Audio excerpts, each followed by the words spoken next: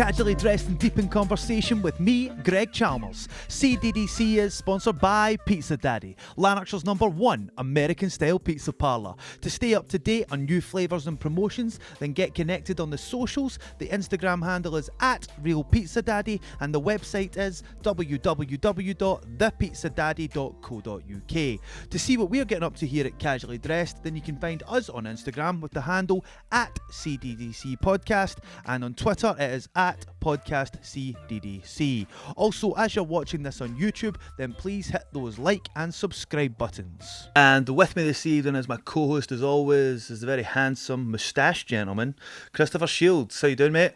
Not too bad, mate. How you getting on? I'm fabulous, my friend. I am fabulous. Our guest this evening is the author of Euphoric Recall, Aidan Martin. How are you, sir? Very well, boys. Yourselves? I'm feeling smooth, mate. Feeling real smooth. Awesome. Yeah, man. Yeah, I was commenting on that jumper, man. It's a belter, and I like the fact that it's set off with those lovely headphones that you've got there. I like them as well, mate. It's all working together. Sometimes things just happen. You know what I mean? Sometimes they just link in. It's brilliant. So, Ian, before we get stuck into why you're on, the kind of obligatory question that we ask everybody is, how's your lockdown been, my man? You know what?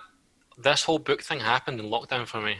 So, whilst there's been a lot of downsides to it, I got my contract in May or June, and then the book came out October 1st. So, lockdown for me has been one of a creative renaissance. I like so it, mate. That's probably the most eloquent answer we've had to that, actually. Usually people are like, it's fucking pish. The common answer's been, it's been pretty shite. Got into Tiger King. I did watch that. How could you not banana watch bread it? for a bit, and then Climbed a few hills and that. Right, so, Aidan, firstly, I want to say this is incredible, mate. Thank you, man. It is harrowing, and it draws you in, and like you can, I mean, I lost ages just fucking leafing through, and you've had one hell of a life, my man. Like, yeah, man. But that's incredible, and to come through it the way you have, I think, is a real testament. Thank you very much. I appreciate strength that. of character you've got. Yeah. So, I mean, where do we start? Like, for me, right, when you open up, when you get the first page and the chapter name, because actually Chris saw it first, he's like, mate, the first chapter's called Grooming, and I was like, whoa. So, first and foremost, I want to know, I know you kind of you said this in the book as well, but what was the catalyst? What was the thing that made you think, I need to do this? So, someone in my family died. Somebody in my family passed away. And it was like this overwhelming feeling to write a book. But I'd known for a long time I'd gone through a lot of different traumas. And I was in recovery. And people who only knew half of the story would joke and say, you should write a book. You know, that kind of throwaway phrase, you should write a book. Yeah. And my mum said to me that, before I got into heavy substance abuse, I wanted to be a writer. That's what I wanted to do with my life. I wanted to write. And then I got heavy into addiction. And, as I talk about in the book, I grew up in a way where I felt like I had no self-esteem, no belief. So substances and sexual addiction and all that was much easier than believing I could write. And so when that person died, I think it just brought everything together, all the feelings, the trauma. It was time to write. It was time to face up to stuff. And at the beginning, I didn't even have a plan to try and publish it. I was just writing for me. Which is a cathartic experience. Yeah. I mean, it's a cliche saying, but it really is true. It was very cathartic writing it all down. And I think for me, right, it was just one thing after the other. And you talked about substance abuse and stuff like that. I went through a bit of that as well, man. Nowhere near what you've been through, man, not at all. But I went through, again, my dad passed away about 18 months ago, and then but at that point I was pretty heavy into it. And it can either make or break you, I think. Yeah, definitely. And but I actually think this is a this is something that is really common within, I was going to say Scottish males, but West of Scotland males in general. There is a real issue with this, and it's cocaine, man. It's everywhere. It is everywhere, man. Yeah. Absolutely everywhere. And I think I've gone through, I've gone through the sort of difficult times as well, and having to speak about it with my mum and all that kind of thing as well. And their generation don't quite understand how prevalent it is, because I think from my mum's point of view, she always looked at it as, well, people who take drugs are like scumbags and all that sort of stuff, and it wasn't socially accepted. Whereas nowadays there are more people I know more people that take drugs than don't. Yeah. You know, Definitely. and if you were brought up in a like a powder keg, do you know what I mean? By the sounds of it, where it was nobody was getting out, you know. Out of all the lads I grew up with, there was only one guy that never used drugs, and he was a lifeguard, and then he was in the army, and now he's in the police. He was the one guy. All my friends, all the guys I used to fight with, everyone on my streets, everyone I went to school with, and it was all mostly cocaine, and then some of them progressed into other stuff. But I mean, it's it was everywhere, and it still is everywhere. Especially where I'm staying, still everywhere. I don't know what it is about, because I mean I think I looked at the statistics a while ago, and Scotland at one point was the number one country in the world for cocaine use, and I think we're now number 2. I think Albania's overtaken us. But you think, what is it? Why? I mean, it doesn't surprise me. Scotland's got the worst drugs-related death crisis in maybe the world, certainly in Europe. So there's more people dying in drug use per head of population in Scotland than anywhere else in Europe. So the cocaine figures don't surprise me at all. I think as well, you used a very a word when you were describing all the guys. You said all the lads I went to school with. That for me is a big thing. I mean, it's that whole culture and that way that everyone's brought up to be this.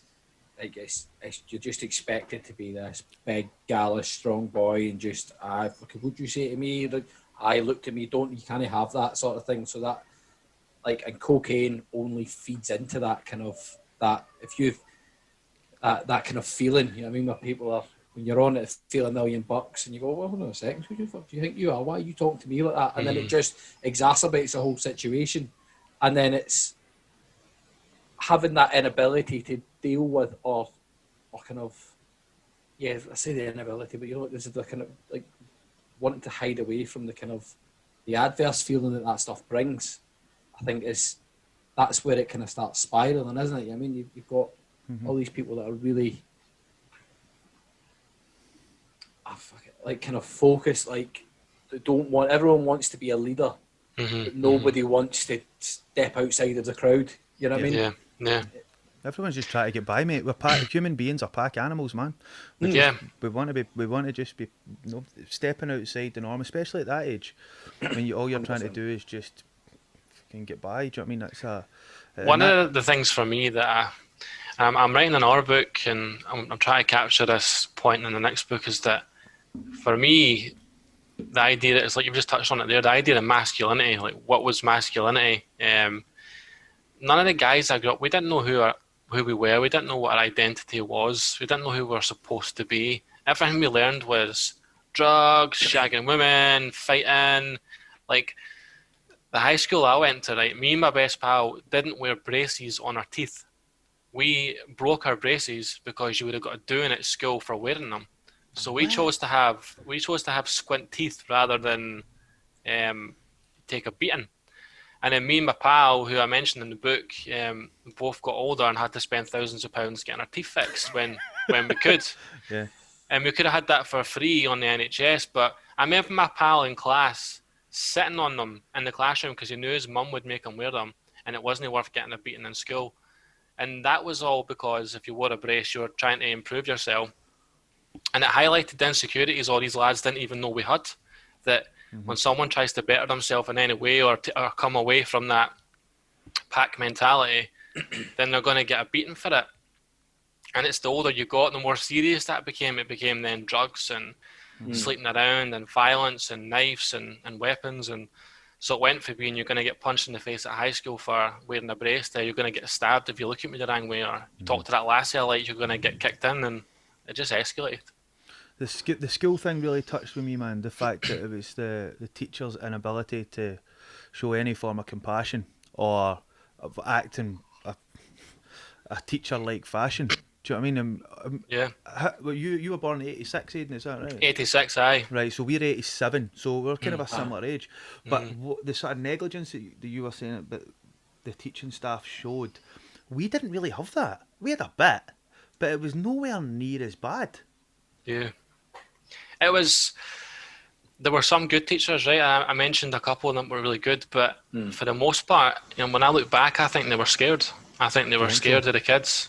I remember the teachers literally looking our way when stuff was going on. I mean, I talk about this girl that got so bullied that she was in the news, and she was on, at the time it was called GMTV. It was the equivalent of This Morning. Yeah. And she had like a silhouette, so it wasn't showing you her, but we all knew it was her. She talked about that school. We had news reporters outside the school and stuff, and at the time it was normal though. We thought it was normal. It's only now. Prison. Yeah, it was like a young offenders, man. That's incredible. I mean, it really is. I mean, and the thing is as well, you go to school because kids are going to school because they're trying to be sort of moulded into functioning members of society. But I think what that sounds like is just like a prison. They're just out the road and somebody's looking after them. Well, pretending. Yeah, we were never taught to be anything great. Like if I had said in high school, I'm going to be an author, people would think you're a fucking arrogant cunt, man. Do you know what I mean? Yeah. They would break you down rather than build you up. And I think the teachers, like for lads like me, and there was lads that were a lot worse behaved than I was, but lads like me were a problem, and a problem we would push to the side, not to be nurtured and worked on and guided. Nobody in high school knew I was good at writing. Nobody spotted that. No one's like, you've got a writing skill. That wasn't until I was in college that any lecturers spotted that. Wow. I actually, do you know, just when you mentioned your writing, your writing style, I think it's really unique, and I don't know whether it's because it's a first-person account, but but I said this to you as well, Chris. It really draws you in. See, because it's I did this or I did that. You actually get a real sense of the atmosphere and the feelings that you had. Because some of the things that, I mean, even just wee small snippets about when staying in party houses and all that sort of stuff. I've been in those houses, and it was actually really uncomfortable to read, because it was almost like somebody's saying this, and it's one of these things that we've all been in these houses, but nobody talks about it. Do you know what I mean? Like if you're at a gaff with somebody, you maybe don't speak to them for 2 weeks after it until the fear's worn off. Do you know what I mean? When I was reading it, I found, I said this to you, Chris. I had to put the book down a couple of times and go. You know what? I'm glad, because it means I've done my job. It means that 100%. I've evoked that feeling. And when I first spoke to my publisher and we first signed the contract, the publisher said to me that they want to produce work that's uncomfortable to read, not for sensationalism, but because we're talking about real shit, and real shit is uncomfortable, and that's okay. It's okay if you're uncomfortable, man. Well, I think you've got it. I mean, there is if you live a life that's just full of comfort, you're not pushing yourself, are you? Do you know what I mean? Yeah, 100%. So I want to talk about the whole online grooming thing, right? Because it's a huge it's a huge issue, and especially it's more so nowadays. But you were like dial-up grooming. Do you know what I mean? It wasn't what it is now. And obviously, I know you've got kids. Yeah. So, do you think that you are? I don't want to say overprotective, but are you hyper protective now on like watching what they're doing and stuff like that online? I think as a society we're hyper protective. Even like my son's 7 years old. When I was 7, I was out in the street playing with my pals. My son doesn't go kick about the streets. I mean, we don't stop him going out and stuff, but he's no out in the woods building gang huts and doing all the stuff that we did. So as a society, I think we are, and I think grooming, people are much more aware of it now. When it happened with me, the internet was brand new. So nobody knew what we were dealing with. Even parents didn't have any idea how much porn was out there, or chat rooms, or So I don't know if I'm specifically as an individual overprotective. I'm certainly hyper aware of stuff. But my kids have like the iPads and they watch YouTube and all that, and we check in and make sure they're not watching anything they shouldn't be. Maybe when they get older and they start wanting to go and exploring online, maybe then I'll be a bit more overprotective. Whether that'll be in a natural or unnatural way, I'll need to judge at the time. Do you think that you would, once your kids are old enough, think you'll share your experiences with them? Yeah. Do you think so? Only stuff that's kind of age appropriate to them at the time. Stuff that I think's right for them at the right time. But I think being honest with your kids is probably a healthy thing. It'll just be about like what stuff will I share and when will I share it. But I want them to know from as soon as they're old enough to understand. I want them to know I'm a recovering addict. I want them to know that there's no shame and stigma in that. Because a big part of the problem is people have this shame and stigma and they're stereotyped as to what it means to be an addict, and I just try and break that stuff down from an early age, I think. Yeah, well, absolutely. It's that whole kind of creating a new picture of kind of what masculinity is. Yeah, I mean, like, because like you say, the masculine figures that we were all brought up with are these big, strong, stoic men that just take it on the chin and move on. But actually now I think it's especially important that we kind of bring youngsters up and go, actually, well, you know what? Like, I've struggled and I've struggled for this and this reasons, but actually, sometimes I still feel a little bit shite and sometimes things are not great, you know what I mean? But I'm able to actually face them head on, share my problems with other people, and then kind of move on and deal with it. To try and kind of create kind of, hopefully, our sons and daughters will be slightly more well-rounded characters than we were. Yeah. Well, I think that's the essence of parenthood, though, isn't it? You just want for your kids what you didn't have. Yeah, I think I've already made mistakes as a parent, and I'll make more mistakes as a parent as well. Right there with you, big man. Yeah, right there with you. I think we can learn a lot from past generations, both positively and negatively. I was talking to my mum about this actually, and it seems previous generations maybe closed the ranks when stuff was going on and shut things away and didn't face up to certain feelings. Maybe, especially men, like I feel like our generation of men didn't talk about. I didn't talk to my pals about my feelings. No. It was like, let's get a bottle of Bucky and 2 grams of Charlie. You know what I mean? That was exploring feelings, and then only when you were full of that were you like, I love you, brother, man, we're brothers for life. But that wasn't real though. No. That wasn't real. No. You know what I mean? So maybe our kids can grow up with a bit more real feeling and emotion. Like my son is, like I say, 7 years old, and he likes things that are thought of as feminine. So he likes dolls and doing hair and makeup and all that. Mm-hmm. We neither stop him or force him. We just leave him to be, and we just love him as he is. And however that develops for him, that will be him.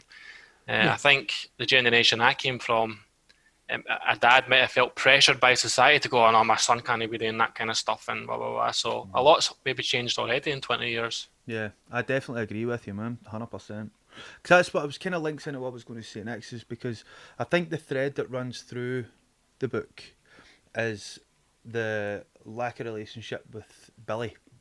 Yeah. And that, as I said, I've recently just lost my dad. And my dad was a real steady rudder in my life. He kept me in check, but there was still an affection there. Do you know what I mean? Yeah. And I think when I was reading it, I just thought, I wondered what your life would have been if that dynamic that you had to deal with was different.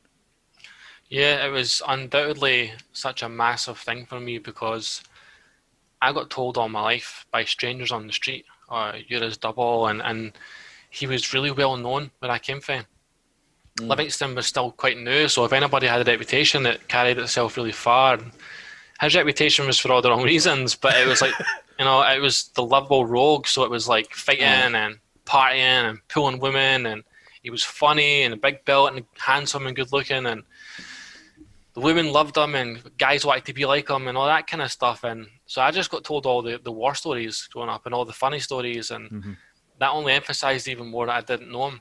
And for me, it was like having part of my identity missing. And I'm only just starting to deal with that stuff now. Yeah. What about Shane's your brother, is that right? Aye, man, a big brother Shane. So how does his outlook differ from yours with the whole thing? He was about 7 years old when our biological father had sort of left. So he remembered our biological father coming home and smashing the house up and being in a drunken rage. And so my brother clung to my granddad like his dad, and I done the same, and granddad became like the dad figure. So I think my brother was fine because my granddad was like his dad. And when I look back now, you know, I call him Billy. That's not his name, but I call him Billy in the book just out of respect for the rest of his family.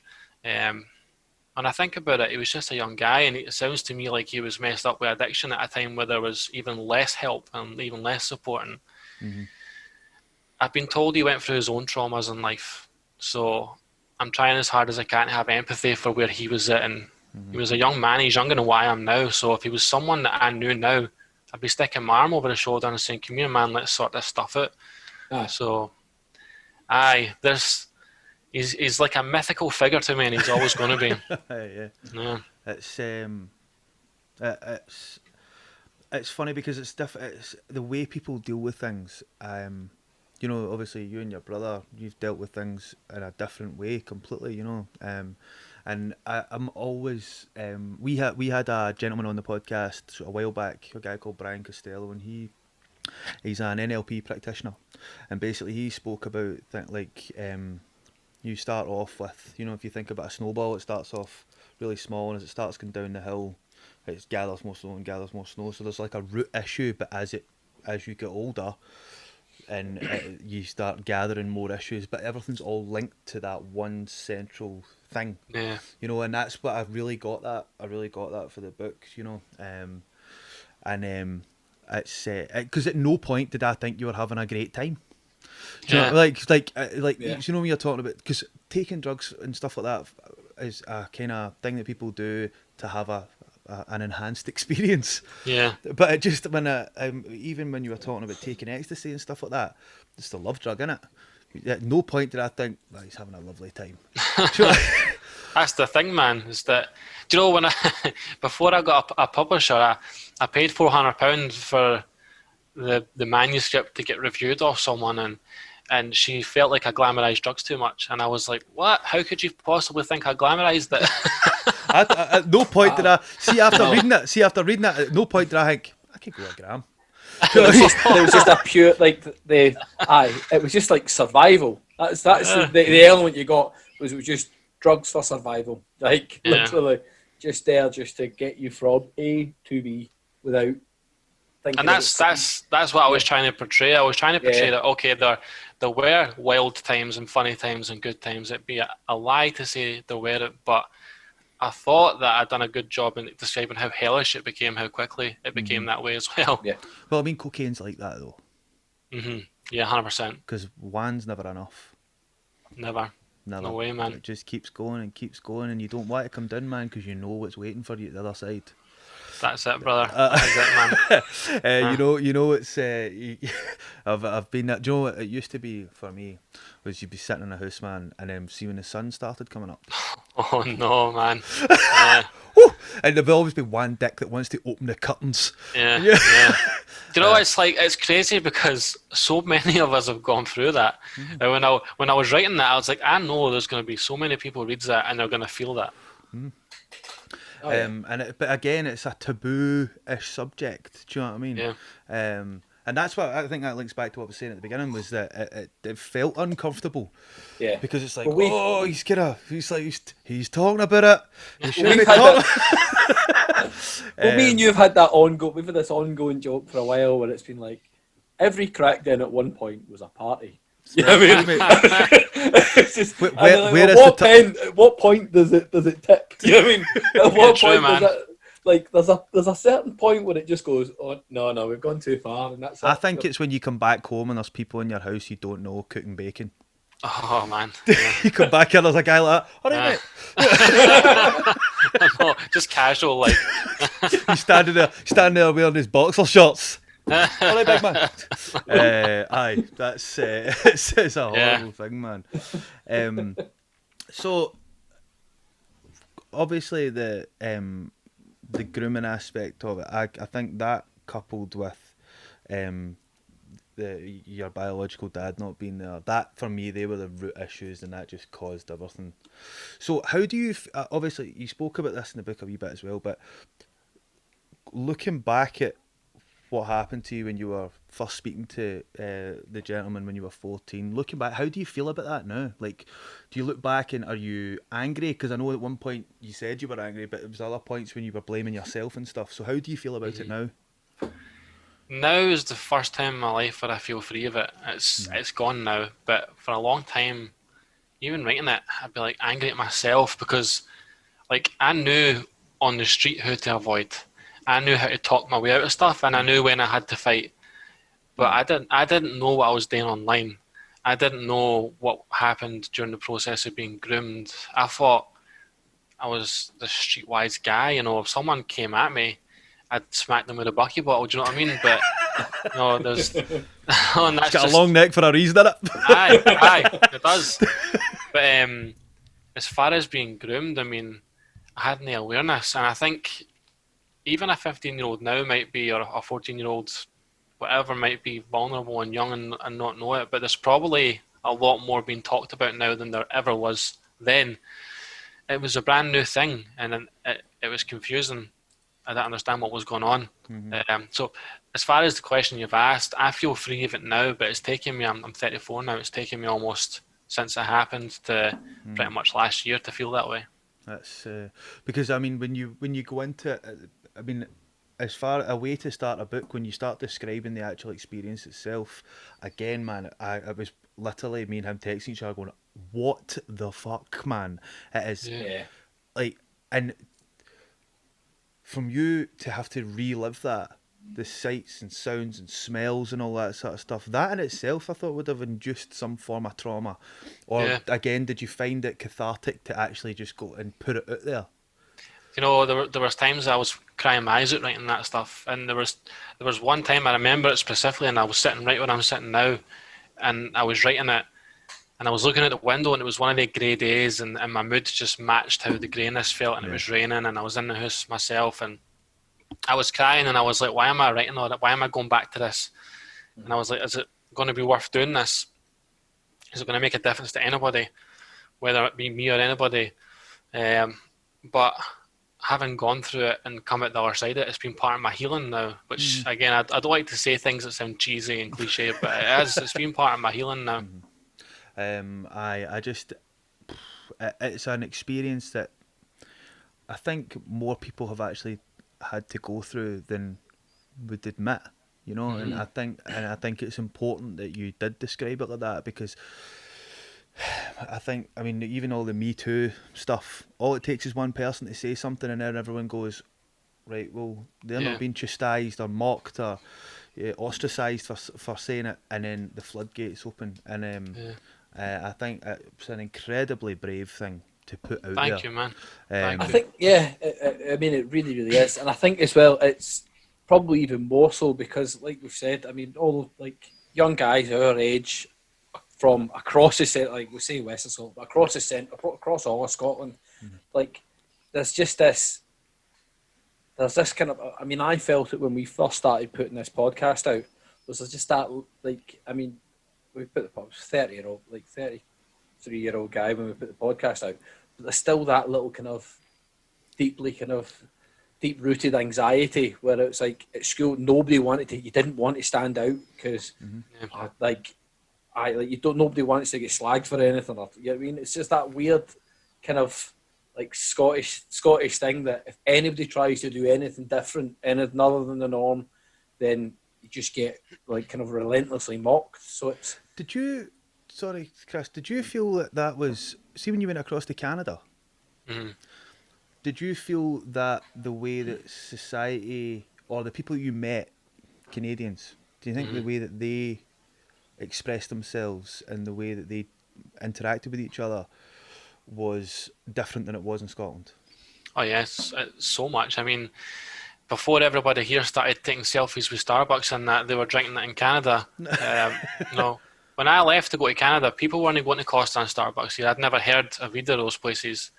And in Canada, that was, to me, the social scene was more about coffee shops, and it's such a big, vast country as well. You can't just walk from one place to the other. You have to get a coach or a bus or whatever to just go from one street to the next. Where I was, it was that massive. So if people were going somewhere, it was a plan. They weren't just like, I'm going to go down the road and see what Jimmy's up to. It was like they made plans, they went places, they done stuff. The culture was very different. There was, not that I was aware of, there was no real fashion. Like, it didn't even matter if you wore a designer top or not. They had shorts and boots on half the time, and it was very, very different. People were extremely polite. They didn't understand sarcasm, right? So I was in an Irish bar one night, and I was talking to this girl, and she thought I was interested in her, but I wasn't. I was just chatting to her. And so I asked her what her name was, and she said Bob, right? Now, I started calling her Bob for the rest of the night. Being Scottish, I'm having a laugh with her and that. And then I saw her at one point in the night telling her pal and laughing and going, he thinks I'm called Bob. And I'm like, you just don't understand Scottish folk, do you? Like, No. sarcasm's our thing, man. You know what I mean? It's the best defence mechanism ever. Yeah. And so if I said something sarcastic, people would take it literally because they're just a very, very polite culture. Well, the people I met were very, very polite, and they wouldn't assume that you were taking the piss. Well, I think the cliche thing with Canadians is that they apologise all the time, don't they? Yeah. Oh, sorry. Yeah. Well, they were just lovely people, and if I met someone for the first time, they would almost treat you like you were family. They were just such nice human beings. But you know what? I missed pubs, and I missed the rain, and I missed banter. So Aye, yeah. Do you know what? It's obviously you refer to Russell Brand a couple of times in the book. And just what you said there about going across to Canada, you went across there and it was almost like a new start. And there's a thing that Russell Brand has said, he did it in one of his stand-ups, and he's like, you go on holiday and you realise it's still you, just somewhere else. You know what I mean? that's it, man. you're just going, that's it, I'm going to go find myself. And then you get there and you go, fuck, it's still me. Yeah. I've still got all the same problems. Do you know what I mean?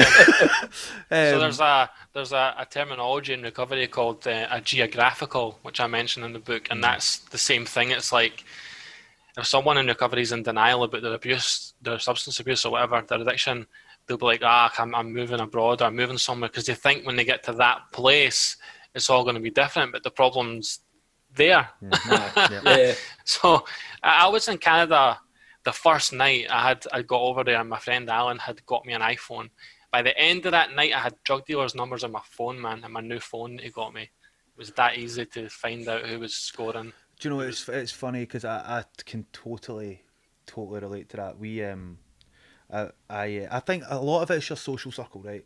So it's the people, and then the people that you're probably the same as me in that. See, if you go into a pub, you could immediately tell who's punting.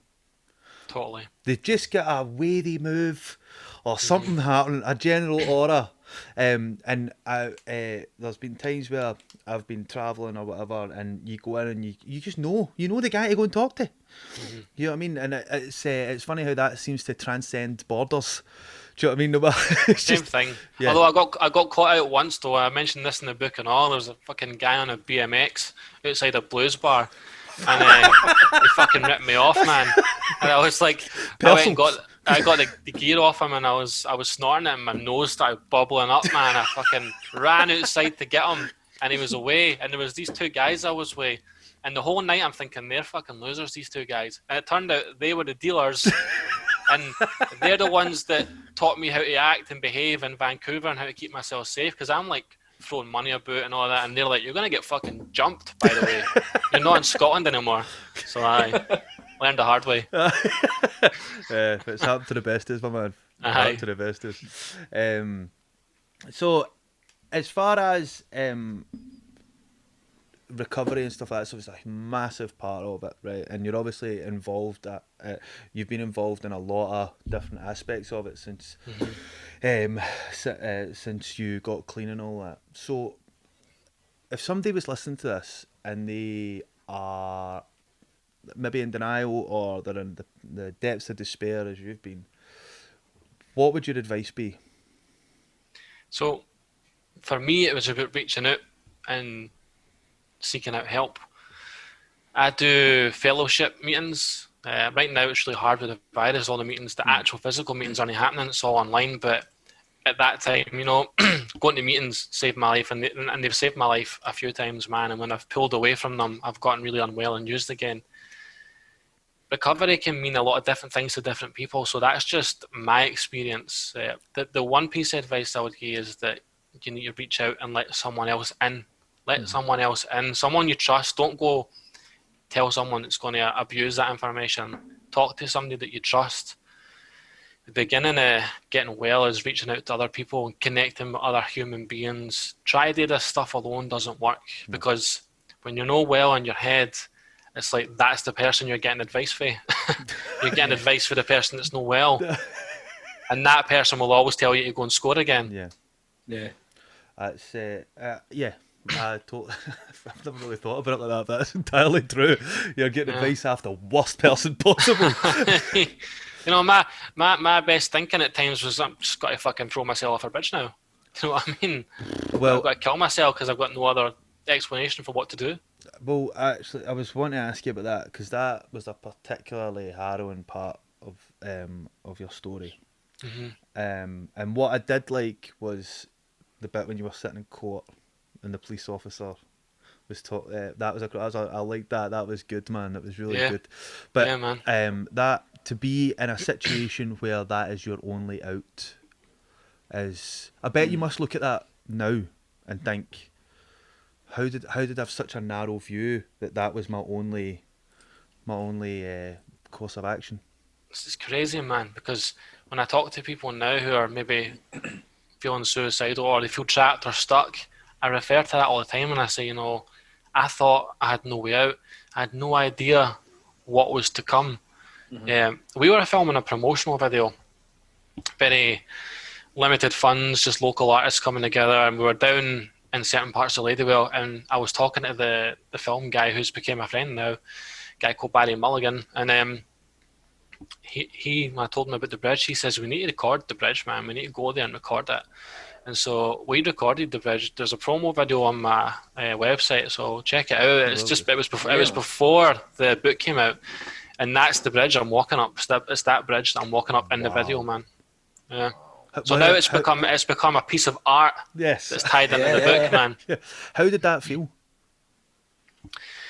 Again, it felt liberating, man, because I'm there with this guy who I'd just met, and one of my best friends, who's the illustrator, was in the promo video too, and we filmed the scenes, and the three of us were just standing on the bridge talking about this mad journey we were all on. And I was in that place where I was like, man, 7 or 8 years ago, whatever it was now, I was there wanting to kill myself. And now I'm back there creating art to promote a book about that moment. It was all intertwined, man. Yeah. Do you know, do you believe in fate, Aidan? I believe in a higher power. I don't know if it's fate that everything's predetermined, but I do believe we've got a path, and that, fucking hell, so many times I've been thrown back on the path. It's almost like my higher power's getting pissed off with me now and saying, would you just fucking stay on the path, man? I keep having to send cunts to put you back on it. I'm working overtime here. I take my eye off you for 2 minutes, man. You know what I mean? And you're like, Hey! Now it's a party!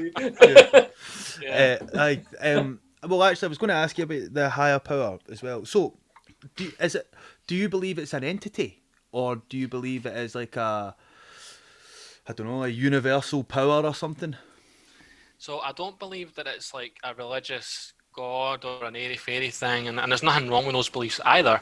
But I believe it's some kind of spiritual experience, entity or something. I don't know what. And do you know what? I don't even care what it is now. I just You know, know that it's there. Aye. And there's too much has happened in my life. Like, to go for it. At one point, I'm living on a mattress, and now I'm getting asked to possibly speak at Scottish Parliament about addiction. That didn't happen because I stood up one day and decided I'm going to sort my shit out. I mean, part of it was that, but it was because there was something else there, man. I feel uncomfortable saying that sometimes because I don't want people thinking that I got my head in the clouds. But it's legitimately what I experience all the time right now, and I've got nothing else to say apart from that's what it is. Because I, again, very similar situation, and I keep on getting nudged back into place again. Yeah, and at the times when you think, fucking hell, man, this is rough, something happens. Something always happens. There is never it's never like a full stop or a finite thing. There is always the sun always comes up tomorrow. Do you know what I mean? And when I was reading that, I've really related to that, because like we were saying before we started recording, that we've got a clothing brand starting, the podcast and all. Like 12 months ago, we weren't doing this. No. 12 months ago, incidentally, I snapped my leg in half last August. Not that August, the August before. So, and I'd cut myself off of the world. I'm a photographer. That's what I do for a living. And I had to move back in with my mum. I was in a terrible state mentally. I had a whole fucking smorgasbord of problems. And I genuinely, at some point, you just think, what the fuck is the point in this? Yeah. What the fuck is the point? And you wake up, and you don't want to wake up every day. You open your eyes and you go, oh fuck, here you go again, man. And you're just waiting for something to go wrong. But with a bit of being proactive and actually fucking, like you said, letting people into your life that believe in you, that are not using you for any other reason, you can start piecing and putting the building blocks back together. And I think I would never ever have the bravery to do this way. My way of doing it is talking and doing it that way, and because this whole thing is a cathartic experience, and it's a learning experience as well. I mean, the things that I've learned and over the past 12 months just by doing this, whereas 12 months ago this wasn't even on the radar.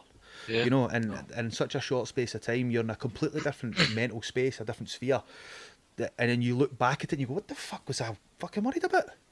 It's incredible. That is incredible. And I think, sorry, on you go. No, you go. Honestly, so I think that highlights to me the difference between the culture back then and now. So here we're three guys. We're talking about our feelings. We're talking about our experiences. You're telling me about what you're doing. And I'm thinking that's amazing. That's amazing what they're doing. I'm not thinking, oh, I feel threatened by that. Oh no, they're making me feel less of a man now because they're doing good things. I'm thinking that's so cool. They're doing that. It's cool. I'm doing this. We're all talking about it together. We're elevating each other. That's the thing. That's the way it should be, man. And to me, man, if that's not a higher power thing, I don't know what is. Yeah, well, listen, I'm with you, man. Mine's just not got a name. That's all right. So, as you were saying about talking about the Scottish Parliament, there are shades of Russell Brand all the way through this, and obviously he famously went and spoke in front of the government to talk about drug reform and all that kind of stuff. So, are we going to see you doing stand-up anytime soon? No, I did it. I think I could write a few bits that are funny, but as far as standing up and holding a crowd with humour, I don't think I've got that in me. But I've been asked by different news outlets what topics I'd be comfortable discussing. It's very early stages. And I just said anything to do with substances I'll talk about, whether it's trauma, whether it's about the working class, whether it's about the Misuse of Drugs Act 1971, which I think is an absolute joke of a policy, whether it's about the Scottish Government cutting ADP budgets, which is another reason why a lot of services have had cuts and people can't get access to treatment. So there's a plethora of things where I feel now comfortable. I've got enough self-esteem and self-worth and confidence that I can stand and discuss these things.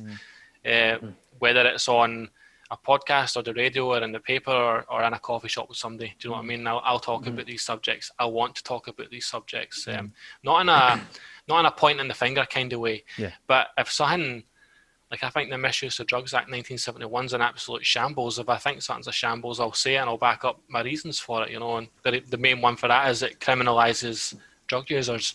And that's not working. That was made in the 70s by people in suits who had no idea about addiction. And it's been held on to by people in suits who still don't know anything about addiction. It's the same as in Portugal. They kind of changed what they did, didn't they? They've made it now that they radicalised what they've done. I mean, it's not the perfect model, but it's one of the best, I think, in the world. They went from being in a drugs crisis to being a blueprint for how you turn a country around. And everything from, they made sure folk had houses and education, access to treatment, they got decriminalised for personal use, a whole bunch of different things they've done. And within like 10, 20 years, they've turned the whole thing round on its head. And we need to do similar things in this country. Yeah, I think it's a social issue, not a criminal issue.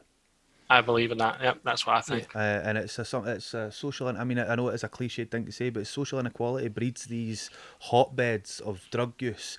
And I mean, obviously there are. Cocaine's indiscriminate. Do you know what I mean? You'll find it from the wealthy people all the way down, but there are the drug problems. Support mechanisms for the people. People with money have got access to support mechanisms. That's it, right? So take Ant and Deck. So I think it was Ant that had the substance problem. Now, I love the guy. I think he's great. I love the two of them. But what he can do, he can take a year off his work and put himself in the best treatment centre in the country, and he can come back to work whenever he needs to. If there's a guy that's a joiner or an engineer or works in an office or whatever, and you've got a cocaine problem, you don't want to tell your boss because you're going to get sacked. You don't want to tell your partner in case they leave you. You can't put yourself in a treatment centre. There's a real lack of government-funded treatment centres, and the ones we have waiting lists as long as your fucking arms, man. Longer than that. What I'm saying is people with money still suffer from addiction but have more means to try and get help. You know, if you go on the NHS waiting list for a psychologist or something, you're talking a year to a year and a half to see someone. If you have access to finances, you can book yourself a therapist tomorrow. And that's good. I wish everyone had the ability to do that, but not everyone does. And people that are clustered in working class areas who also feel hopeless and powerless and disenfranchised, and they have issues with violence and trauma and didn't get an education, and you throw it all in together, man, it's just a recipe for a whole bunch of addicts coming out of an area, and then history repeats itself because children are born into it, and it happens again and again and again until the cycle gets broken somewhere. It's Sorry, that was a proper rant, man. No, listen, rant away, mate. It's usually me. It's usually me going, fuck this, man! It is usually, but Aidan's done it a lot more eloquently than you do. Usually it's, this is shite, and that's shite, and I tell you what, this is also shite. So I had a big COVID rant a couple of weeks ago, and I think genuinely, I said fuck about 14 times within the space of 60 seconds. I was just like, that's you know impressive, what? man. I don't know, thing. I knew it was bad. I knew it was bad because I got a phone call off him going, mate, I'm just editing this. And this is fucked a lot. I think I went a little bit overboard. I was trying to signal to you, but he's like to me. Just passionate, mate. Passionate. That's what. That's it. So you mentioned your illustrator. So how did you grow up with him? Yeah, so his name's Mark Deans. He's one of my best friends. We grew up in the same housing scheme together. So this little patch of grass that I talk about in the book, where we all played football day in, day out, back when kids played outside. You know, he's like 6 years younger than me, but I always picked him in my team because he was fucking fearless, and he would tackle the big lads in an instant. And every time I saw him, he had a different colour of hair. So he was a complete individual in a street where you couldn't be an individual. So he's always had that in him. And without saying any spoilers, but he was one of my brother's best pals, one of my younger brother's best pals. So there's that element as well. And then for a few years, we lost touch because I was away in the madness. And then we kind of found each other again. And then when I was writing this, a friend of mine was saying, you're not going to get a publisher until you have a front cover, because it was all about visualization, right? And I'd seen he'd posted something about he just started drawing. So I messaged him and I said, I need something to visualize. The idea was just that I was going to have something to visualize until I could find someone to do me a proper front cover. And then the front cover I've got was the first thing he sent me, man. Was it really? Wow. It was the first sketch he'd done. He sent it over. And when I saw it, I was like, whoa, dude. I was like, fucking hell. I was like, this is the front cover, man. You sent it straight away. You've just fucking aced it. He's knocked it out the park. Pretty much. And now, it's been more than that, though, because as you guys know, there's a lot of trauma in the book, and I've had to talk about stuff which exposes a lot of my life, and he's just had my back through the whole thing, and now it's going arms and legs, and he's done the front cover for my next book already, and we're working together on all sorts of stuff, and we're even talking about co-writing something. And like you guys, it's like what you guys have started somewhere, and 12 months later it's became this. Yeah. Grows arms and legs, aye. So our plan is that a year from now, we want to open a studio called The Scheme in West Lothian, and we want it to be something that is all about different forms of art and giving chances to other working class folk for our area. So in a year's time, we'll come back on your podcast and talk about it. Good, man. Well, do you know, I just want to go back to the front cover, because obviously it's you, right? But see, when you talk about your higher power, that's what I see. As if that's the higher power. That's what, when you mention it, that's like the figure that I see. Wow, that's crazy. I've never thought of that before, man. Like that. Insightful as fuck.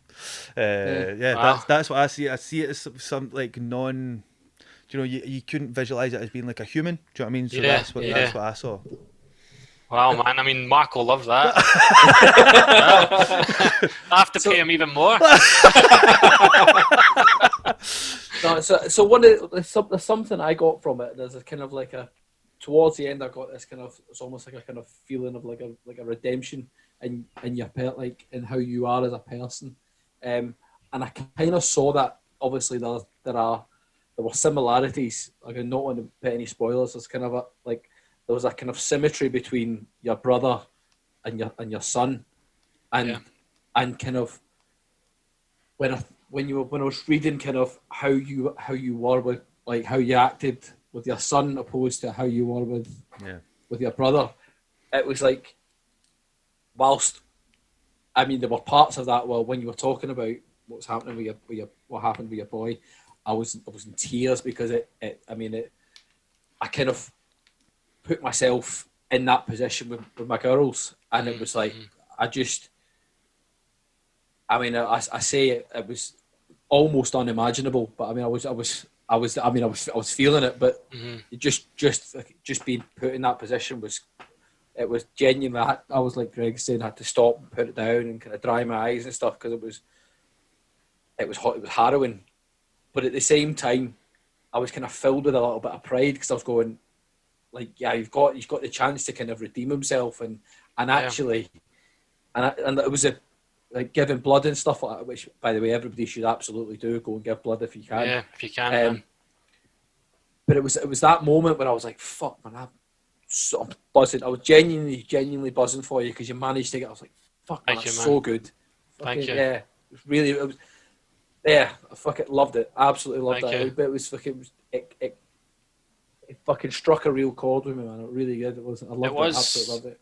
I think it's all right to say that, my son had an illness, and an illness that our family had already gone through with someone else. So to be back there was like the cruelest thing. And I really questioned my belief in a higher power. Yeah. Briefly, at different times, I was like, there can't be a God or a higher power. This wouldn't have happened to us again. But then I had to flip it round, and once I could get my head around it, it's exactly like you were saying. There was so many moments where I could redeem myself, and I was able to do that. It's not that you would choose to be in a bad situation or choose for your family member to be, but whilst you're in that situation, you can do good things with it. Kind of like now, I let my trauma be a negative thing in my life for a long time. Now it's a beautiful thing, if that makes sense. So it was similar, man. I was able to do positive things in the face of adversity, instead of doing what I used to do, which would be tap out and go and get fucked. But it's now become like, whereas before it's almost like it was a weapon that you used against yourself. You now use that weapon to help other people, and actually highlight the fact that, oh look, I am a living example. I have been through way more than your average Joe would ever have been through, and here I am with all, and look what I've created, despite everything that's gone on, man. Like, it's just. Do you know what's funny about that is that person I told you about that gave me the bad review and said that I glamorized drugs. She also warned me that there's people in the past had lied in their memoirs and got sued, and that was her way of saying to me, I don't believe all of this has happened. Wow. I was like, well, it's not the sort of thing you want to have to prove, but all those things are verifiable. And I was like, I did feel like I'd gone through enough trauma to have lived 3 lifetimes. Do you know what I mean? And that's why I was like, I remember reading all our books, really good books, and thinking 2 things, right? And I don't want this to sound arrogant, but I was thinking, fucking hell, I've been through more than that, and I could write it better than that. And one of the things publishers say to you, right, one of the most common things a publisher will say is, don't pitch a book to us if you've read a book and you think you can write it better. Because it must be a common thing. People go, I could do it better than that. But I genuinely was thinking, no, I could write it better than that. I like that, but also, I don't want to have to say this, but it's true. Don't mean blow my own horn or anything, but toot toot. You know what I mean? Yeah. No, but I think as well, see, like you said, to have paid for somebody to review the book and then to have the wherewithal to go, no, shite. Yeah. Right, do you know what? Actually, for 9 months, I didn't try and pitch it because of her. It wasn't me. It was my mum. It was really? It was my mother. Every single day, my mum said, "Have you pitched that book yet?"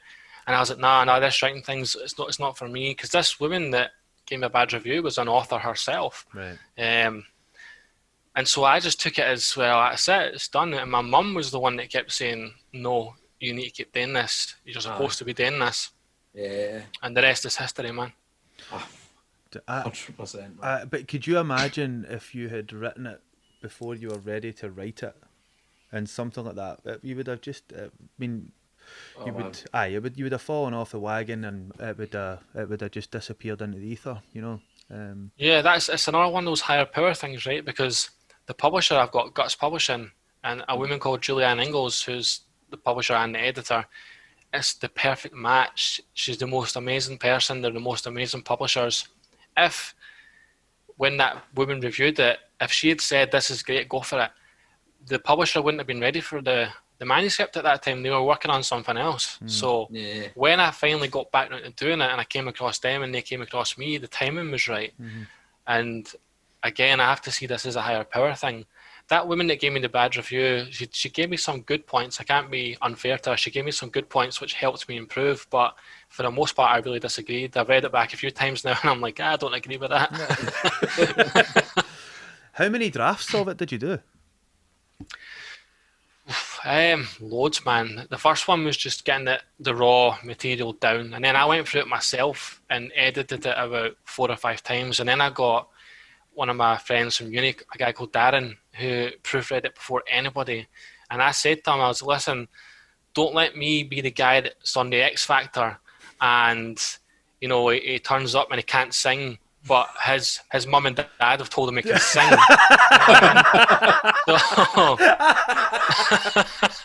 So I'm like, I says to him, I was like, promise me, you tell me if this is shite.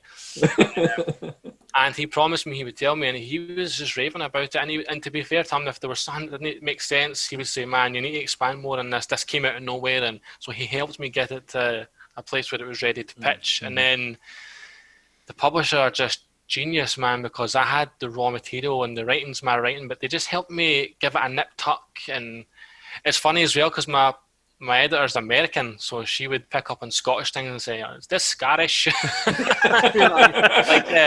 like saying "gubbed." Aye. No, I gubbed it, Aye. and she's like, "What does gubbed mean?" And I'm talking about Del Boy at one point, and I'm like, "Del Boy's for only fools and horses," and it's a very British thing. And so we had a really good laugh, and even like macaroni cheese in America, they call it mac and cheese, and she's like, is it not mac and cheese? I'm like, no, it's mac No, and no, no. cheese. Yeah. Macaroni cheese. And, or like in the school, I talk about a tuck shop. Yeah. And she's Yeah. like, did you mean truck shop? And I was like, no, it's tuck shop, man. Damn. I was like, they'll know what I mean, trust me. Yeah. So she's awesome, man. She's great to work with. I think it. Just laughing at that truck shop thing. It's just hurls away and because it's just funny. Like it's something out of fucking Greece. You know what I mean? Well, we our school had a scandal with our tuck shop. We had an ice cream van that used to come into our playground, and it all came out in the press that our head teacher had been taking £10 a day off this illegal van to come in, and it's funny, man.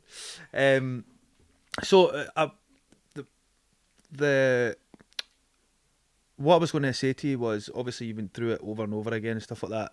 Did you cut anything out? You know, I made a deal with myself that it was going to be all or nothing, and I went with the all. What I did do was, there were certain drug dealers who I didn't want it to seem like I was trying to hurt anyone's life. So there were certain drug dealers that at the very last minute, I changed what their haircut was like, or I changed something. They will notice them, but other people won't notice them. As for ones that ended up getting done for murder and that, there's just no two ways about it. It's quite obvious who they are, but that stuff's in the news anyway. So it's public record. It's already out there, yeah. Yeah, so I changed their names and I changed their description too, but what they done and stuff it was very difficult to talk about it without, it's in the news. But it's at the very last minute I tweaked certain things. I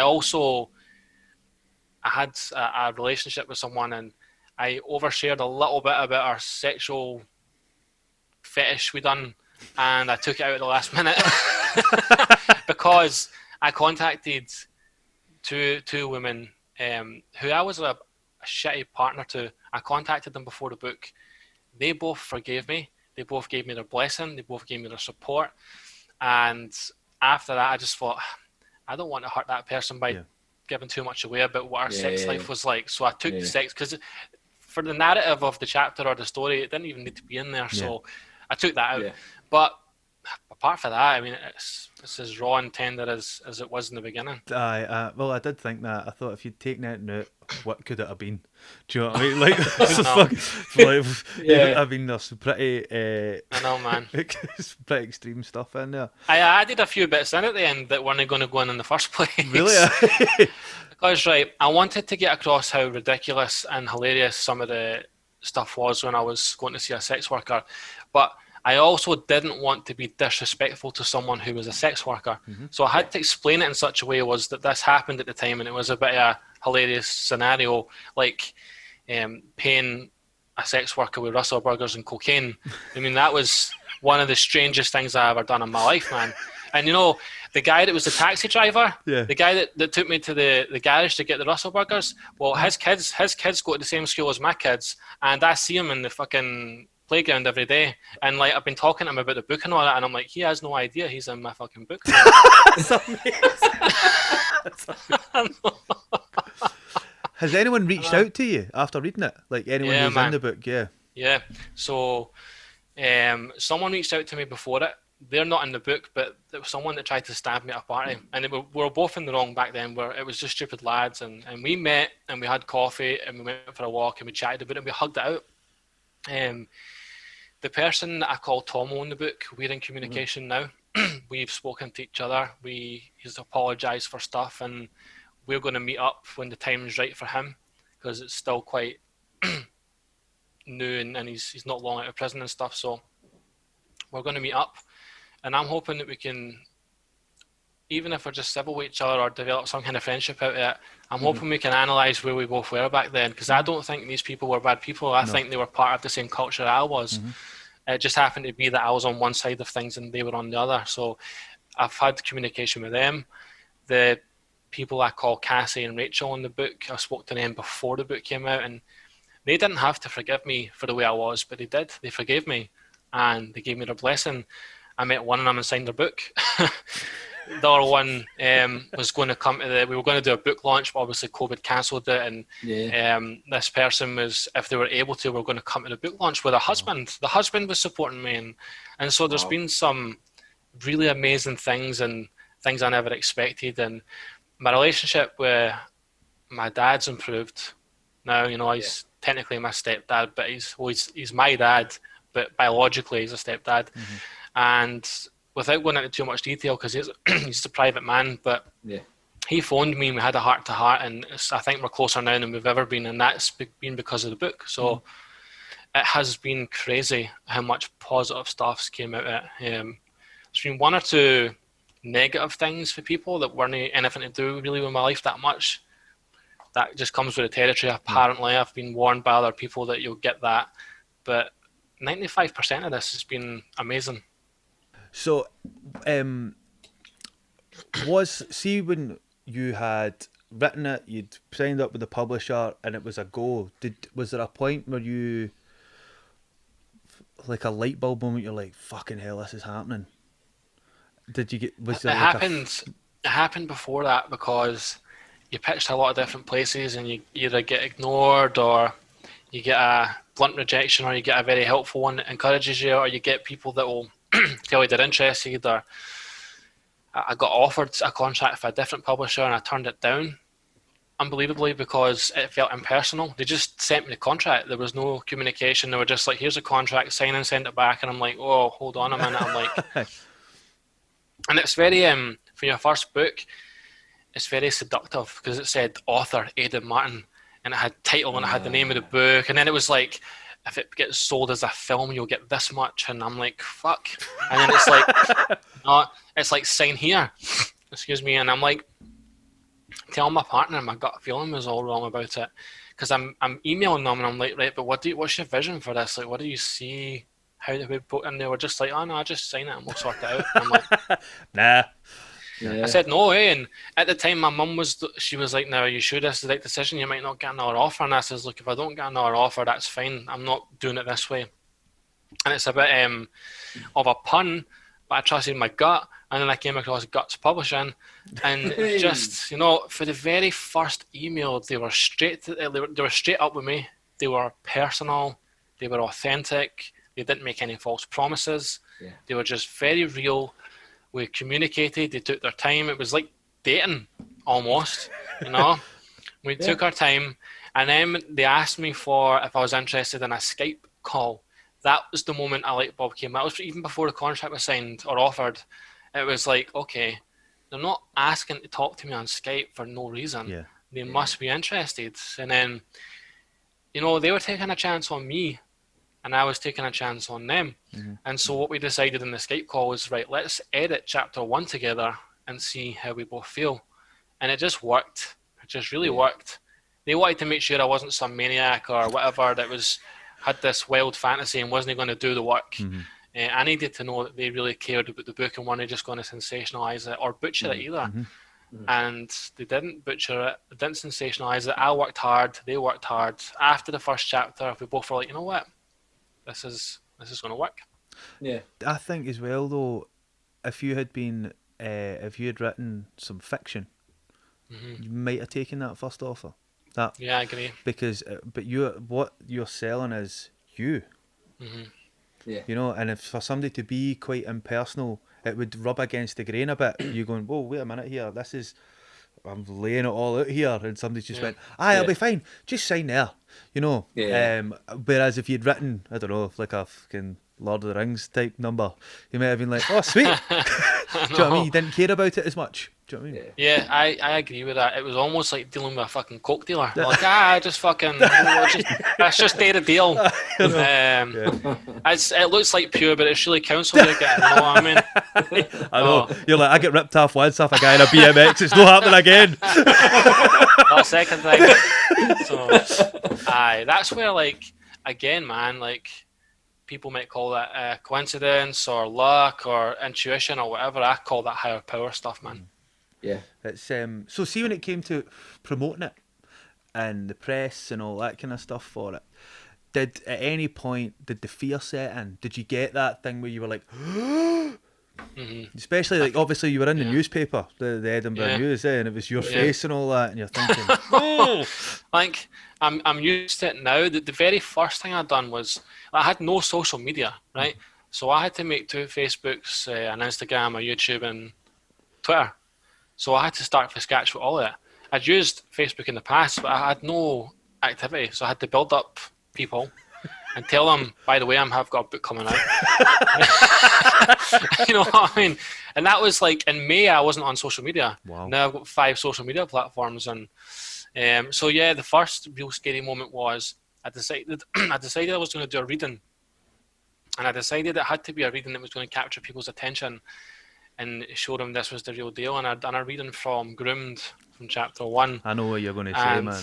Yeah, I done a reading from that and put it on, and that was the moment I was like, right, it's out there. I think I put a book excerpt up first, just a tiny paragraph, and then I done the reading, and those things were like, right, it's one of those moments where you're not going to get to go back on it. And yeah. I took a leap of faith. Then I spoke to people. I spoke to my mum and my partner and my publisher and my illustrator, stroke best friend, and we're all like, you know what, man, let's do this. Let's do it. It's time. And again, it's people identified with how real it was. And I don't mean that to sound pretentious of me to say that, but I think they identified because I was like, you could tell I was scared reading it. It wasn't like a fucking artistic performance. You know what I mean? It was just a guy reading the most intimate, brutal shit that's happened to him and saying, here, watch this. I suppose as well, I mean, it must have been a really, really big step, just getting those social media, given your relationship with the internet. You know what I mean? That must have been a really, really big step, just even getting those platforms. I mean, I know I struggle. Greg's constantly getting on at me for not posting stuff on. Got to post every day, bro. Got to post every day. I'm the same. I really am. I don't know. I'm not. I've got a strange relationship with it. But yeah, just when you're talking about it there, I was like, fuck, man, that must have been a massive, massive step just to go and get those. It's the same for me as well. platforms. It's the same for me as well, mate. I came off all social media last year, and then when we started doing the podcast, the boy that does all the marketing stuff for us, he said, he's like, look, you need to get an Instagram, and I was like, oh, because I had an Instagram before, but it was for my business, so I didn't really, but it's like, it's not me, so the way I got round about it was that my Instagram, I kind of think of it as somebody else. It's like a character. Do you know what I mean? Yeah. And that's the way I get round about it. And because otherwise, it induces a level of anxiety that I'm just not comfortable with. And it's and even to this day, I still get a bit like, what's up? Yeah, I've had to become a massive hypocrite because I was at times critical of people that posted too much stuff on Facebook. So like, if folk like posted pictures of their dinner, I'd be like, man, nobody wants to see your dinner every day. And now I'm on there every day saying, buy my book and read my shit and watch my videos and come into my life. And so I've had to eat humble pie, man. And it's the way the world does business nowadays, though. There's That's absolutely it. no two ways about it. You need to be visible. And I think because of, like, especially with the drug use and stuff like that, it's like a dirty wee secret. And then suddenly you've just flipped it and went, come on, lads, come on in. Right. Yeah. Here we go. You know, and that there. Do you know what it's like, right? It's like Eminem in the film 8 Mile, where the other rappers want to do him in with his lyrics, and Eminem gets in there first and says, well, this is all the shit about me. On you go. You know what I mean? Because like there's a thing called fucking cancel culture out there where people's past comes back to haunt them, and I'm like, well, all my shit's in the book, man. You're out there. I told you at the start. Yeah, it's in there for the get-go, so... So I was, I don't think it would be fitting to do this podcast and not mention your mum. Because that... I just choked on my tea, bro. Sorry, man. And, what a moment for that. I know.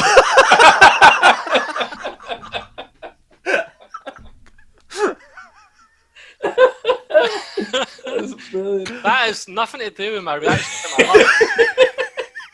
Oh, fuck no. that was so well timed, man. No, what I was meaning by it was, and it was not to induce any sort of choking. No, that was just the tea. That was just the tea. Is that she seems like an incredibly strong woman. Because you were saying she wrote her own book as well, didn't she? She wrote a book called DJ Our Braveheart about my brother, just for family members. So she had 50 copies made for family. So that was just a personal thing for us all. But she is like the strongest and most caring, loving, selfless human being I've ever known and will ever know in my entire life. She doesn't just take care of her kids and her husband and her mum. Like, she works in jobs where she's constantly looking out for people that are vulnerable in society. Everything she does, and as a nana as well. We call her Super Nana because that's what she is. She's just the most incredible human being, and she really set the bar for me for you do not give up in life. You do not fucking quit. You do not play the victim. That's not to say that people aren't victimized. We are, but you cannot stay the victim. And my mum just epitomizes that entirely, and she's pulled me out the gutter so many times, and she knows me knows me better than anyone. So she would know I was going to have a relapse before I did. She would describe it as like being kind of fucking budgie in a cage and the budgie's flapping about and all that. And she would just describe it as like an unsettled animal in a cage, and she could see it a mile off like a fucking tornado warning.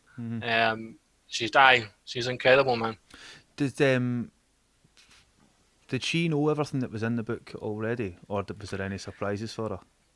She knew that I was involved in a drug using lifestyle. I mean, she didn't know about. She knew I told her about being a sex addict, but she didn't know about all the shit I was involved in. She didn't know that I went to fucking gay saunas and that I saw sex workers, and you know what I mean. And there's nothing wrong with going to a gay sauna. I'm just saying that because I wasn't a gay man, so that was part of my sexual addiction, was to go looking for situations that didn't even fit how I identified as a person. And so there's lots of different things she didn't know about. And I said to her, I was like, Mum, there's pretty much something in every chapter you might not want to read. But she feels like she knows me better now. My dad said the same. Yeah. They both told me they're proud of me and they love me and they think it's incredibly well written. And so nothing but supportive. The hardest stuff for them was reading stuff that happened to me. And then reliving stuff that other family members have gone through, but they done it. You know, they read it, and it's made us all closer, man. Gee, going back to the gay sauna bit, that's the bit. See, for me, I just couldn't. So much of it I could relate to and could get my head round about. But you used a term. I think it was degradation. You were just, and it was self-sabotage at every turn. And when you were talking about that, that was the one bit I just thought I couldn't get my head around about why someone would do that to themselves. Yeah. You know? So I'm getting therapy for it now, and the reason I mentioned the gay sauna thing was there's nothing wrong with people's experimenting, or someone that's gay or bi or whatever they identify with. The reason it stood out to me as being a behaviour at the time was because I knew I wasn't gay, and I wasn't even seeking out intimacy with another man. I wasn't even seeking out fun with another man. I was looking for a specific type of guy. I was looking for someone who was older, who would be abusive to me, who would treat me like shit. It needed to be as nasty as fuck. I would go into these situations and then either try and bail from them or go through with something until I was then out of it, and then I would question myself, why am I doing this? And it's only now that I'm getting therapy on it that the therapist has told me that it's a form of trying to control how you're abused. So if you've been abused in the past when you had no control over it, when you become an adult, you create a scenario where you can control the abuse, or at least you think you can control the variables. And it's very deep-rooted, psychological. And it wasn't obviously just with men, it was with women, or you know, when I went to see a sex worker, it was never for sex. It was always, well, you hit me, will you spit on me, will you do this, will you do that, will you trample me? And some would do it, and then they'd be like, man, how far you fucking want me to take this? And for me, it would have to be more and more extreme, so I could go and see someone. And I hope this isn't too graphic. Why in, mate? Listen, it's all right. Don't worry. So it could be like, and people probably do stuff like this and get a kick out of it, but they're healthy-minded. I wasn't healthy-minded. I wanted to be hurt. I wanted someone to hurt me. And so it could start off like I'm going to see someone and maybe they're slapping me and spitting on me. Next time it's like, right, now you need to trample me. Now you need to wear heels. Now you need to cut me or bruise me. And it was just, it was self-harming. It was extreme self-harming. And there was loads of other stuff at the time. I had real body dysmorphia as well. Raging substance abuse, porn dependency. So it was all these things culminating, and I was still traumatized. And then every time I never got a chance to recover from one trauma, and another trauma happened. Yeah. So it was one on top of the other. And it was just, it was, I guess you could call it extreme self-harming by getting other people to give the harm. And, sorry? I suppose it's trying to kind of control the parameters. Like, That's well, I'm going to feel like this anyway, so Yeah. I tell you what I'll do is I'll create this scenario, and then it. Do you know, I never understood it until I watched this film called Shame, and Michael Fassbender plays, and I watched him play a sex addict, and he done the same thing. He had a partner in it, and he couldn't be intimate with his partner that he loved, but he could have meaningless, filthy sex with strangers or sex workers or other men, and he wasn't gay in the film either, but it was just anyone, didn't matter the gender, didn't matter the type of sex, or for me it was about being hit and stuff, but for him it was just anything that was disconnected from emotion, and maybe it made him feel a certain way, and he would seek it out. When I watched that film, I was crying. I was like, fucking hell, that's me, man. It's not, I thought I was crazy. I thought I was insane. I was, I had private healthcare for the job I had, which I managed to hold down, and I was seeing a guy for the Priory, and I could barely explain this stuff. How do you begin to tell someone, by the way, I'm asking people to fucking hit me and kick me and spit on me, and I want to pay them money to do it? Fuck. Do you know, it's the thing for me that really hits home with that is it's like you've already accepted that you're going to be abused, so you have to control. Like, the abuse is already, it's definitely going to happen, so I'm going to try and control this. That mindset's pretty. That's an incredible. And you know, when I think back to it now, like, if I went to see a sex worker, now that I can look back, and they were in a vulnerable position, and I was a vulnerable guy going to see them. So we're two vulnerable people in a world we don't belong in. At different sides of it, and it was just tragic, the whole thing. It's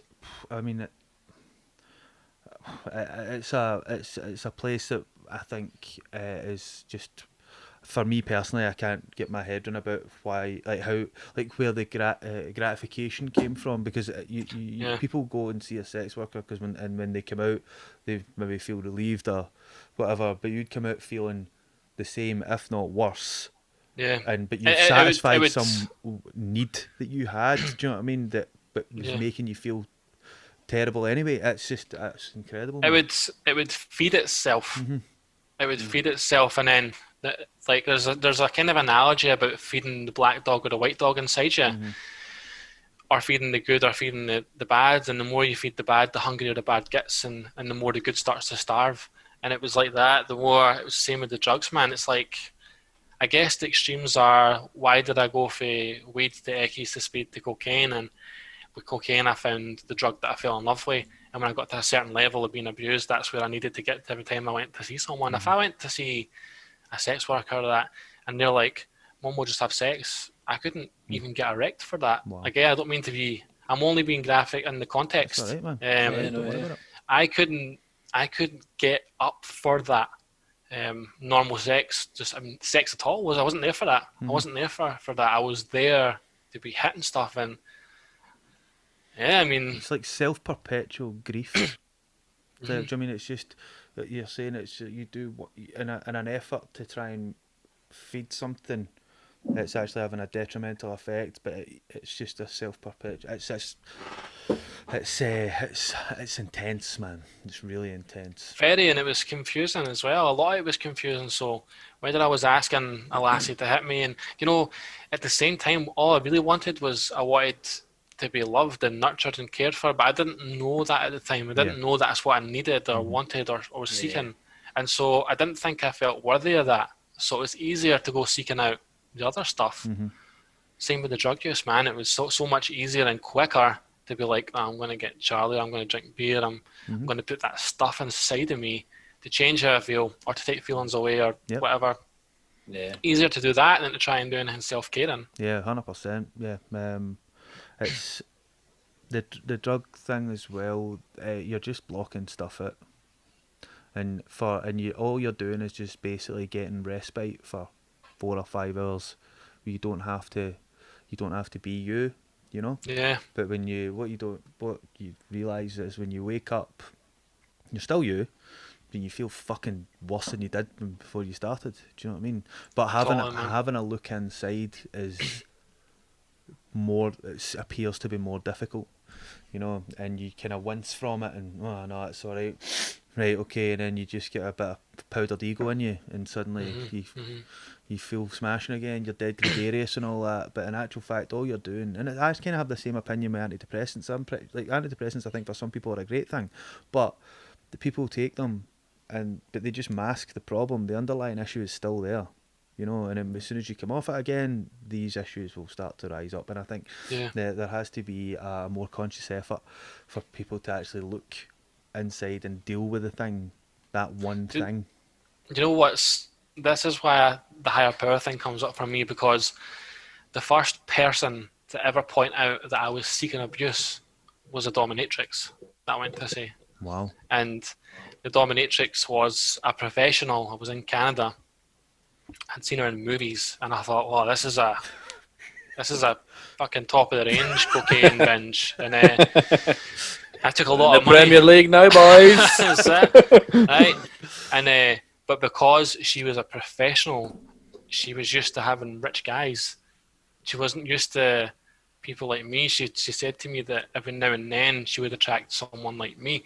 And we had this session, a talking thing before the session, where you're supposed to plan out what you want to do, safe words, all that. She could see I was high on cocaine, I was dead skinny, I was fucking dead behind the eyes, and she was looking at me and she says, have you ever heard of emotional malaise? And I was like, what the fuck? I've never heard that malaise word in my entire life. And she's like, and I swear to God this is true, and it's easy for me to say it's true now, and people will think he's just saying that, but I swear to God, she said to me, I think you've probably suffered trauma and you probably have issues with one of your parents where you don't feel loved.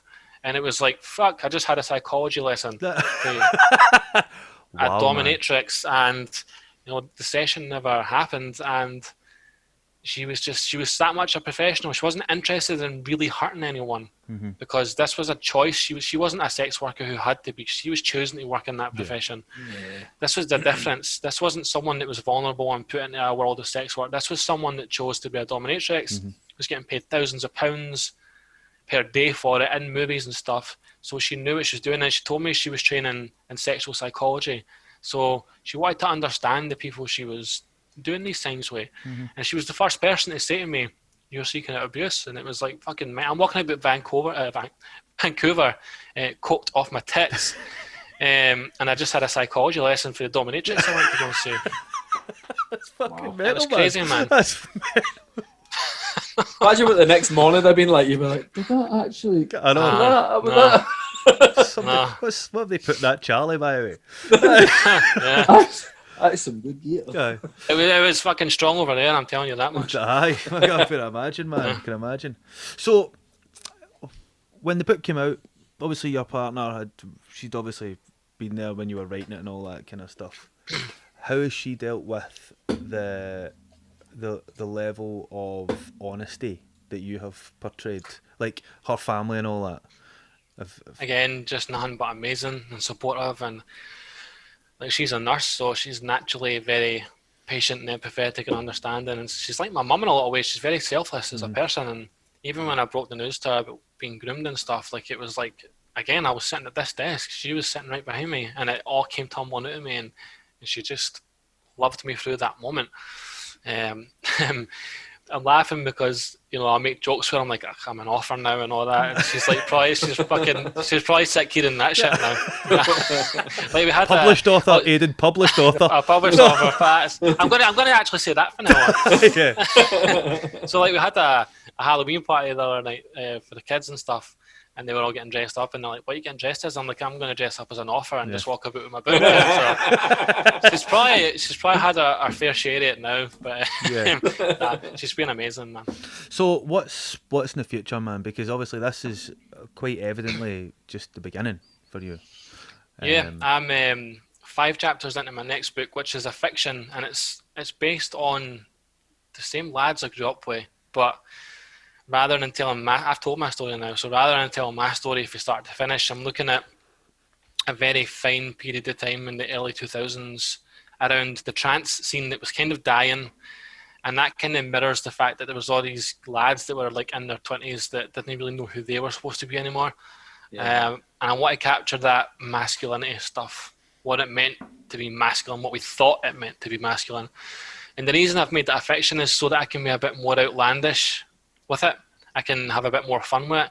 With a memoir, it was like, man, anything that even feels like an exaggeration needs to be taken out. It has to be true to what really happened. And I didn't think I needed to exaggerate anything anyway. There was so much shit in it. So for the fiction, it's called Where the Fuck is Phil? It's great. Phil's based on my cousin Neil, who was a DJ at one point. Right. And so it's going to start at our fucking rave, and something's going to happen. Obviously, we're going to ask, where the fuck is Phil?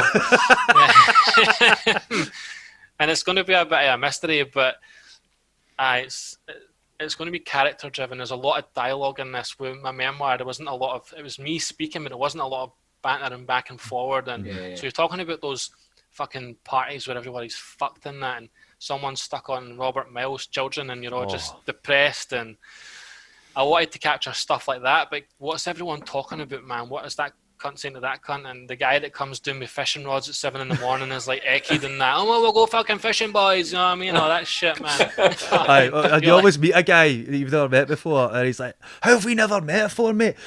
We should go on holiday together." You're like standing in the kitchen talking about how you're going to become business partners. And all that shit. Man, that's just that's what we need. That's it. Yeah. So I want to capture that. I want to take people on a bit of nostalgia tour of the trance culture, and just I have the same kind of emotion and humor and all that, but in a fictionalized account. So that's what I'm working on, as well as using this to speak a lot more about addiction and break through stereotypes and stigma and shame. Mm-hmm. I get a real Irvin Welsh vibe, man. Oh, thanks. I'll take that any day of the week, man. That's what I'm getting, man. That's what I'm totally getting. And I think after reading it, that was the thing that kept on popping into my head. And I think, like I said, man, I think you've no left end to the imagination. Do you know what I mean? And I think that people will appreciate that. And people, do you know what it is? It's super relatable. See, guys our age, right? It's super relatable. You read it and you just think, I know a guy like that. Oh, yeah. And and it's one of these. It's not something that's far fetched or whatever. It's something that we have all lived through. In one way, shape or form, and I think there is something in the book for everybody. I mean, even Chris was in the army for 14 years, as he likes to tell everybody. We were chatting about that. Of course you fucking were. But even Chris, who Chris and I have been best friends since we were 12 years old, but we've had very, very different lives. And but even he could relate to, we were talking about the parenthood stuff like that. There's something something in it for everybody. Thank you, man. Yeah. So I'm going to call it a night there, gentlemen. Thank you. Aidan, listen, mate, best of luck. I don't think you need it, but it's an incredible read, and I would recommend to absolutely anyone that they need to Thank you up. so much, man. Thank you for having me. Not a problem at all. Not a problem. I'm just going to sign off just now, gentlemen. So thanks for listening, folks. Please hit those like and subscribe buttons.